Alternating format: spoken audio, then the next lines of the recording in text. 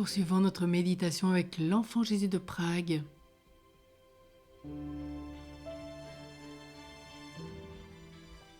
En 1914, le petit Benvenuto Rognoni, 14 ans, qui se promenait avec ses parents dans les rues d'Arenzano, s'échappe tout d'un coup de leurs mains et traverse la rue alors que passe une machine qui le prend sous ses roues.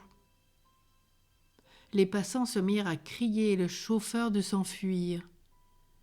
Personne n'osait regarder sous l'auto, craignant de voir le cadavre de l'enfant. Quand finalement on soulève à bras l'automobile, voici que le petiot en sort indemne.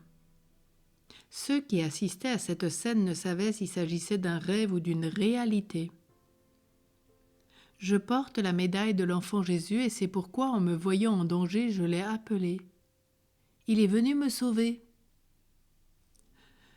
Le père, l'ingénieur Rognoni, ému et reconnaissant, porte immédiatement son fils au pied du petit enfant Jésus dans son sanctuaire. Francesco Sanguinetti de Genova Pra, âgé de 3 ans, tomba on ne sait comment dans une grosse chaudière d'eau bouillante. Les parents accoururent pour l'en retirer, mais le corps du petit n'était plus qu'une plaie. Le médecin déclara qu'il s'agissait de brûlures du 3e degré et qu'il était impossible de le sauver. Son diagnostic fut confirmé par d'autres médecins. Le père de l'enfant, voyant que les médecins de la terre désespéraient du cas, recourut au médecin céleste et avec l'huile de la lampe qui brûle devant la statue du petit Jésus, il commença à frotter le corps du bambin. Peu après, le petit François, qui ne donnait plus signe de vie, se mit à respirer régulièrement, puis à parler, et sa peau guérit rapidement.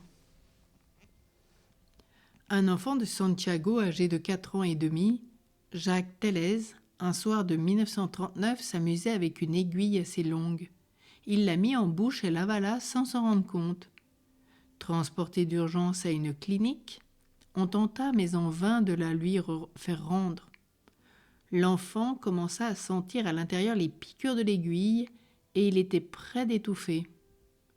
Tout d'un coup, il a eu une inspiration. Il prend en main la médaille de l'enfant Jésus qu'il porte au cou et s'écrie « Cher enfant Jésus, sauvez-moi, je meurs ». Il est pris de vomissements qui le délivrent de son aiguille. Il était sauvé. La même année, un autre prodige a lieu à Benghazi. La petite Emma, 4 ans, fille de G. Rossi, tombe du 2e étage de sa maison. La tête la première sur un escalier en ciment.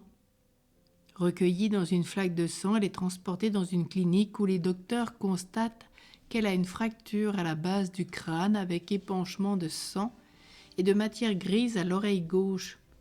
Ils la jugèrent perdue. Mais une pieuse dame, dotée d'une foi ardente, exhorta les parents à recourir à l'enfant Jésus, et sans tarder, ceux-ci se mirent à prier.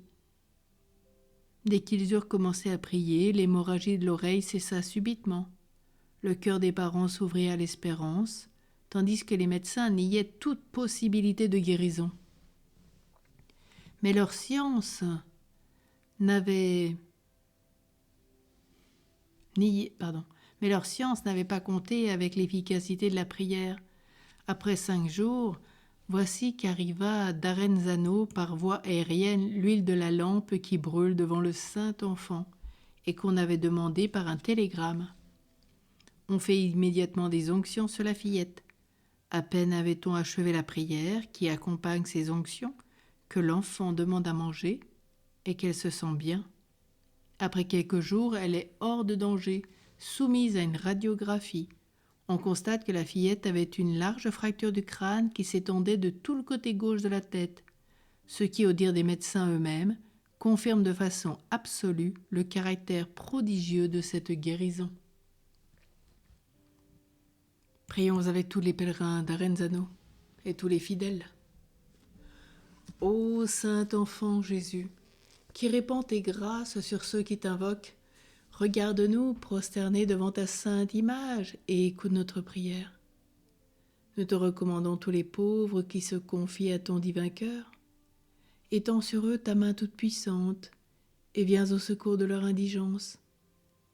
Étends ta main sur les enfants pour les protéger, sur nos familles pour garder leur unité et leur amour, sur les malades pour les guérir et sanctifier leur peine, sur les affligés pour les consoler, sur les pécheurs pour les attirer à la lumière de ta grâce, sur ceux qui, sous le poids de la douleur et de la misère, implorent avec confiance ton aide pleine d'amour.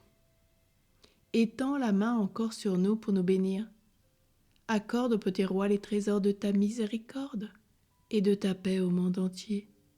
Et garde-nous maintenant et toujours dans la grâce de ton amour. Amen. Ô Jésus, roi d'amour, j'ai confiance en ta miséricordieuse bonté. Amen.